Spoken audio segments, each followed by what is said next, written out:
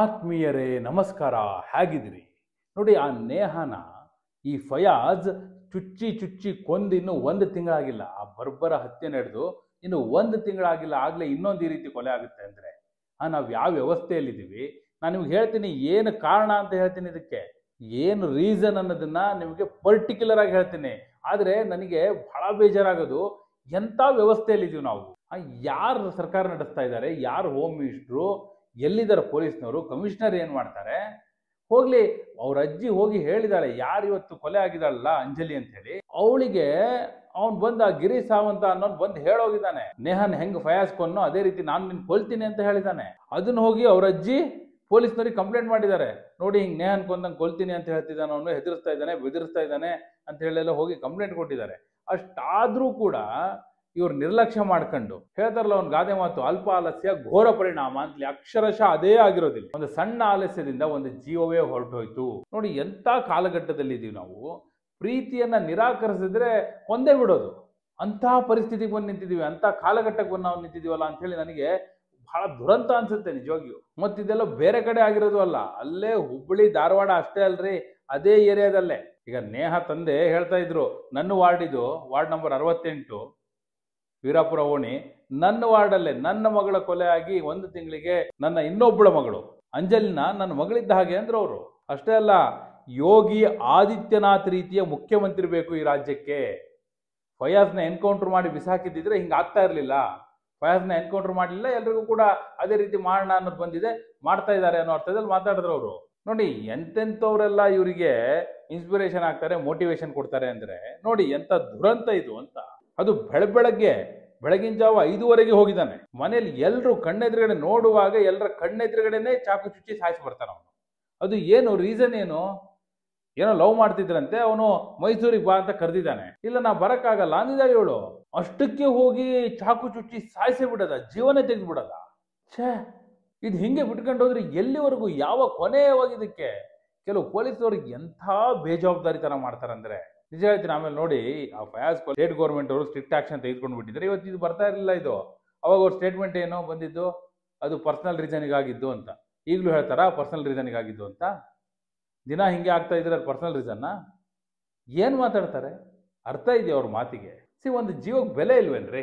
ಒಬ್ಬ ಬರ್ತಾನೆ, ನಾನು ಲವ್ನ ಒಪ್ಕೊಂಡಿಲ್ಲ ಅಂದ್ರೆ ಒಂದು ಸಾಯಿಸೇ ಹೋಗ್ತಾನೆ ಅಂದ್ರೆ ಎಲ್ಲರೂ ಇದನ್ನೇ ಮಾಡ್ತಾ ಹೋಗ್ಬಿಟ್ರೆ ರಾಜ್ಯದಲ್ಲಿ ಏನಾಗಬೇಕು ನೋಡಿ? ಇದಕ್ಕೆಲ್ಲ ಒಂದು ಕೊನೆ ಅನ್ನೋದು ಬೇಕೇ ಬೇಕು. ಅಲ್ಲೇ ವೀರಾಪುರ ಓಣಿಯಲ್ಲೇ ಆಗುತ್ತಿದ್ದು, ಮತ್ತೆ ಎಲ್ಲಿ ನೇಹ ಕೊಲೆ ಆಗಿತ್ತೋ ಅಲ್ಲೇ ಮತ್ತೊಂದು ಘಟನೆ ಆಗುತ್ತೆ. ಅದು 1 ತಿಂಗಳ ಒಳಗೆ, ಅದು ದೇಶಾದ್ಯಂತ ಸುದ್ದಿ ಆದ ನಂತರವೂ ಕೂಡ, ರಾಜ್ಯಾದ್ಯಂತ ಪ್ರತಿಭಟನೆ ನಡೆದ ನಂತರವೂ ಕೂಡ ಅದನ್ನ CID ತನಿಖೆಗೆ ಬೇರೆ ಕೊಟ್ಟಿದ್ದಾರೆ. ಅದು ಯಾವಾಗ ರಿಪೋರ್ಟ್ ಬರುತ್ತೋ, ಏನಾಗುತ್ತೋ, ಅಷ್ಟೊತ್ತಿಗೆ ಇನ್ನೆಷ್ಟು ಕೊಲೆ ಆಗೋದಿದೆಯೋ.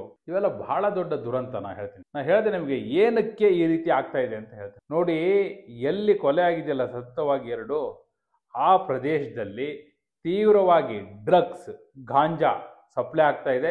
ಎಲ್ಲರೂ ಕೂಡ ಸೇವಿಸ್ತಾ ಇದ್ದಾರೆ. ಯಾವುದೇ ಅಡೆತಡೆ ಇಲ್ಲ, ಅನಾಯಾಸವಾಗಿ ಕೈಗೆ ಸಿಗ್ತಾ ಇದೆ. ಈ ಗಾಂಜಾ ಹೊಡೆದು, ಡ್ರಗ್ಸ್ ಹೊಡೆದು ಆ ಮತ್ತಲ್ಲಿ ಏನು ಮಾಡಕ್ಕೂ ರೆಡಿ ಆಗ್ತಾರೆ. ಅದಕ್ಕೆ ಕಡಿವಾಣ ಹಾಕದೆ ಹೋದ್ರೆ ಅಪರಾಧಗಳಿಗೂ ಕಡಿವಾಣ ಬೀಳೋದಿಲ್ಲ. ರೀಸನ್ ಮತ್ತೇನು ಅಲ್ಲ, ನಾನು ಹೇಳ್ತೀನಿ ಕೇಳಿ. ಡ್ರಗ್ಸ್ ಹೊಡೆದವ್ರು, ಗಾಂಜಾ ಹೊಡೆದವ್ರೆಲ್ಲ ಹಿಂಗೆ ಮಾಡ್ತಾರ ಅಂತ ಹೇಳಿ ಅಲ್ಲ, ಆದ್ರೆ ಅದು ಕೂಡ one of the major reason. ಮನುಷ್ಯ ನಾನು ಏನ್ ಬೇಕಾದ್ರೂ ಮಾಡ್ತೀನಿ ಅನ್ನೋ ಮನಸ್ಥಿತಿಗೆ ಹೋಗೋದಿದೆಯಲ್ಲ, ಅದು ಹೋಗ್ಲಿಕ್ಕೆ ಇವೆಲ್ಲ ಕಾರಣ ಆಗ್ತಾ ಇದೆ. ಆ ದೃಷ್ಟಿಯಿಂದ ರಾಜ್ಯ ಸರ್ಕಾರ ಮೂಲಕ್ಕೆ, ಬುಡಕ್ಕೆ ಕೈ ಹಾಕಿ ಇಂತಹ ಸಮಸ್ಯೆಗಳನ್ನ ಬೇರು ಸಹಿತ ಕೀಳದೆ ಹೋದ್ರೆ ದೇರ್ ಇಸ್ ನೋ ಎಂಡ್. ಇದು ಹೀಗೆ ಮುಂದುವರಿತಾ ಇರುತ್ತೆ. ನಿನ್ನೆ ನೇಹ, ಇವತ್ತು ಅಂಜಲಿ, ನಾಳೆ ಮತ್ತಿನ್ಯಾರು. ಬಹುಶಃ ಇನ್ನಾದ್ರೂ ರಾಜ್ಯ ಸರ್ಕಾರ ಬಹಳ ಬಹಳ ಬಹಳ ಗಂಭೀರವಾಗಿ ಈ ಪ್ರಕರಣವನ್ನು ತೆಗೆದುಕೊಳ್ಬೇಕಾಗುತ್ತೆ. ಅದಕ್ಕೆ ನೋಡಿ, ಬೇರೆ ಯಾರು ಅಲ್ಲ, ಕಾಂಗ್ರೆಸ್ ಕಾರ್ಪೊರೇಟರ್ ಅವರು, ಯಾರು ನೇಹ ತಂದೆ, ಅವರು ಒಂದು ಮಾತು ಹೇಳಿದ್ರು. ಏನಂತ? ಯೋಗಿ ಆದಿತ್ಯನಾಥ್ ರೀತಿಯ ಮುಖ್ಯಮಂತ್ರಿ ಬೇಕು ಕರ್ನಾಟಕಕ್ಕೆ. ಫಯಾಜ್ನ ಎನ್ಕೌಂಟರ್ ಮಾಡ್ಬಿಟ್ಟಿದ್ರೆ ಇವತ್ತು ಈ ಘಟನೆ ಆಗ್ತಾನೆ ಇರಲಿಲ್ಲ ಅಂದ್ರೆ ಅವರು. ಹೌದು ಅನ್ಸುತ್ತೆ ಮೇಲ್ನೋಟಕ್ಕೆ ನೋಡಿದ್ರೆ. ಫಯಾಜ್ ಇವತ್ತು ಏನೂ ಆಗಿಲ್ಲ, ಅವನು ಜೈಲಲ್ಲಿದ್ದಾನೆ, ಏನು ಅವಮಾನ ಅಂದ್ರೆ ಜೈಲಾಗುತ್ತೆ ಅಂತೇಳಿ ಎಲ್ಲರೂ ಮಾಡ್ತಾರೆ. ಹಿಂಗೆ ಮಾಡ್ಕೊಂಡು ಹೋಗ್ಬಿಟ್ರೆ ಒಂದು ಭಯ ಬರ್ಬೇಕಲ್ವಾ? ಇಂಥ ದುಷ್ಕೃತ್ಯ ಎಸಗುವವರಿಗೆ ಒಂದು ಭಯ ಹುಟ್ಟಬೇಕಲ್ವಾ? ಹೇಗೆ ಭಯ ಹುಟ್ಟಿಸ್ತೀರಿ?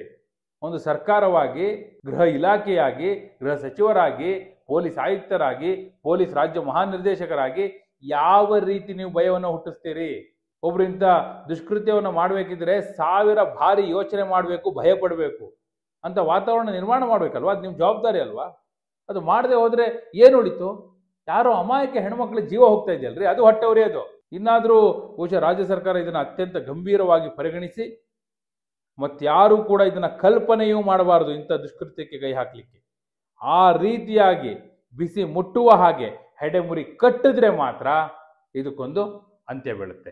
ಅದರ್ವೈಸ್ ನಾ ಹೇಳ್ದಲ್ಲ, ನೆನ್ನೆ ನೇಹ, ಇವತ್ತು ಅಂಜಲಿ, ನಾಳೆ ಯಾರೋ ನಮ್ಮ ಅಕ್ಕ ತಂಗಿಯರು. ಸರ್ಕಾರ ಇದನ್ನ ಅರ್ಥ ಮಾಡ್ಕೊಳ್ಳಿ, ಅದರ್ವೈಸ್ ಜನರು ಅರ್ಥ ಮಾಡಿಸ್ತಾರೆ. ಎಸ್, ಹೇಗೆ ಈ ರಾಜ್ಯ ಸರ್ಕಾರವನ್ನು ನೀವು ಎಚ್ಚರಿಸ್ತೀರಿ, ಹೇಗೆ ಈ ಪೊಲೀಸ್ ಇಲಾಖೆಯನ್ನು ಎಚ್ಚರಿಸ್ತೀರಿ?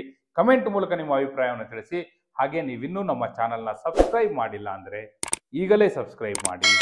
ಧನ್ಯವಾದ.